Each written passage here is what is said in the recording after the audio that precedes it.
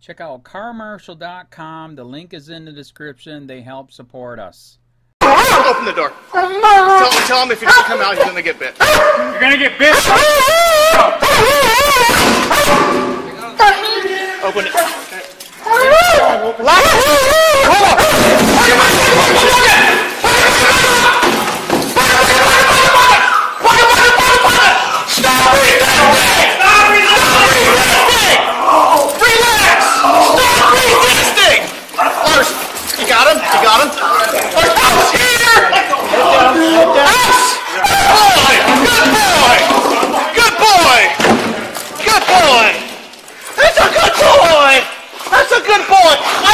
Several times!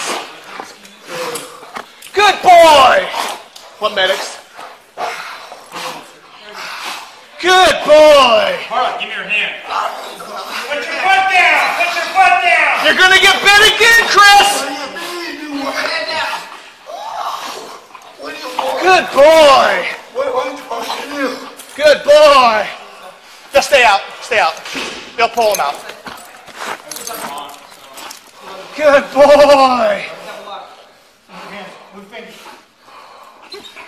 Good boy! Good boy!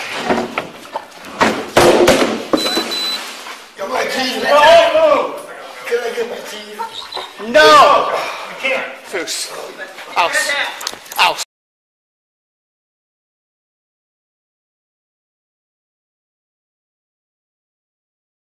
Sheriff says graphic video of canine attacking mentally ill man for no reason shows proper procedure. A graphic video was just released showing deputies torture a nonviolent mentally ill inmate with their canine, and the sheriff says it's by the book. By Matt Agarist, December 6, 2017. Columbia County, or if you are a mentally ill, unarmed, and distressed inmate, it is entirely acceptable for officers to force their canine to shred you to pieces for standing peacefully against a wall, according to Columbia County Sheriff Jeff Dickerson. It starts with a bark, Dickerson told the Columbia County Spotlight.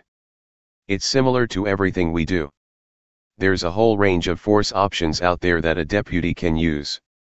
The graphic video of Columbia County Sheriff's deputies sicking their Belgian Malinois on mentally ill inmate Christopher Bartlett is now the center of a controversy, as Dickerson claiming it shows cops acted appropriately. Incident reports indicate Christopher Bartlett, an inmate who had been combative with deputies and may have a history of mental illness, needed to be moved to a different pod in the jail, the Columbia County Spotlight reported. Dickerson says the August incident with Bartlett, who resisted and was documented to be combative, was reviewed and deemed a justifiable use of force. In fact, Dickerson says, it went exactly as it should have, with Lars seizing the inmate, and the inmate being removed without serious injury. However, that day, Bartlett was not combative when Deputy Ryan Dew sicked his canine on the mentally ill inmate. Advertisement. As the video shows, police were telling Bartlett to bring his hands to the cell door port so he could be placed in cuffs so they could move him to a new cell. However, likely due to his diminished mental state, instead of complying with the deputy's orders, Bartlett remained with his back against the cell wall. Read more. Young man dies in prison as guards ignore his pleas to see the nurse. This apparently infuriated the deputies. "You're gonna get bit," a deputy warns Bartlett. Seconds later, the cell door flies open as the canine leaps in. Likely fearing the attack from the canine, Bartlett threw a plastic tub toward the door as the canine latched onto his forearm and began tearing into him. For over 20 seconds, Lars, the canine, tears into Bartlett's skin. As is standard procedure when police force their dogs to tear into nonviolent victims, a deputy screamed at Bartlett repeatedly to stop resisting, and relax. Bartlett, writhing in pain from the vicious attack, has a hard time laying completely still. "Good boy. Good boy," exclaims the deputy after his canine just tore into a mentally ill man for no reason. Naturally, the sheriff told reporters that Bartlett's treatment and subsequent injuries were part of keeping his deputies safe. "We bring the dog in and we give him a command to bark," Dickerson explains. We need people to realize there is a dog and the dog is ready to go at it if you continue to push the issue. The dog is trained so that the officer doesn't have to get in there and get into a fist fight with somebody. Instead of applying a little bit of courage and walking into the cell with the 2 other officers to restrain a mentally ill man, the deputies sent in their dog to draw blood. Predictably, the sheriff's department investigated themselves, and not only did they find they did nothing wrong, but, according to Dickerson, it went exactly as it should have. Read more. Excessive force. 3 cops, 1 with a boot on his head, hold down and taser a 60-year-old man. We do not relish having to resort to force, Dickerson stated via email. We do what we can to minimize the length and intensity of these confrontations to protect the staff and the inmates from severe injury. The CCSO K9 policy stipulates deputies may rely on a dog when a suspect poses an imminent threat of violence or serious harm, which was not at all the case.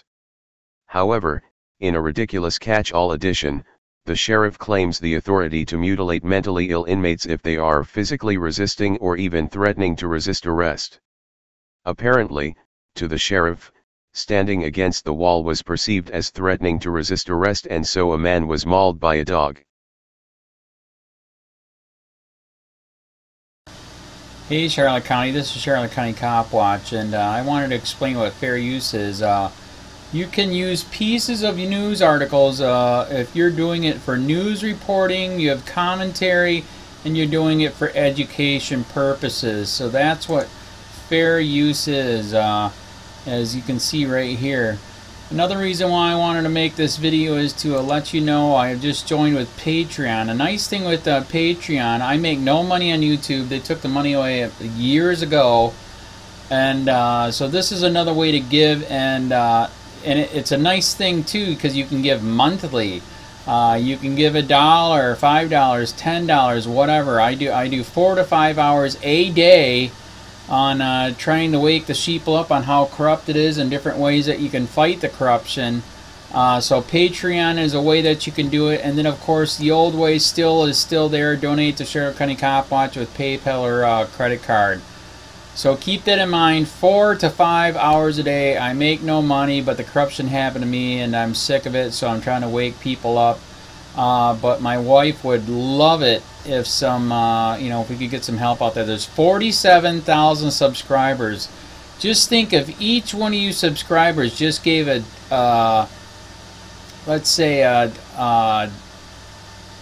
actually yes, $1 a month. 47,000 subscribers gave $1 a month. That would be awesome. That's not going to happen. But anyways, that would be great if it did happen. But do the math in your head. Just think about it. Like I said, 4 to 5 hours a day. I get no money from YouTube. YouTube has gone nuts. You can't do anything anymore.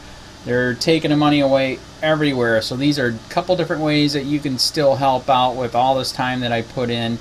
And as you know, I'm in a special situation where, at least I can do it. 4 to 5 hours a day. We have a cleaning company during the day. That's what allows me to do this, and we're debt free. So this is my hobby.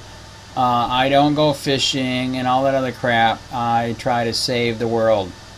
So help me out to make the wife happy, man. In fact, if you guys did give $1 a day, and there was 47,000 of you, and you did it, and each of you gave $1, and that was every month, oh my God, yes, I could quit. I could start suing them. Another idea too that we have is, if I got, some funds, we could actually contact everyone that has been ticketed and or arrested and put in jail and start sending them postcards to let them know we're here, and to see if everything went all right, and if it didn't, find out their story. So we could even do more investigations and more lawsuits. Lawsuits take money.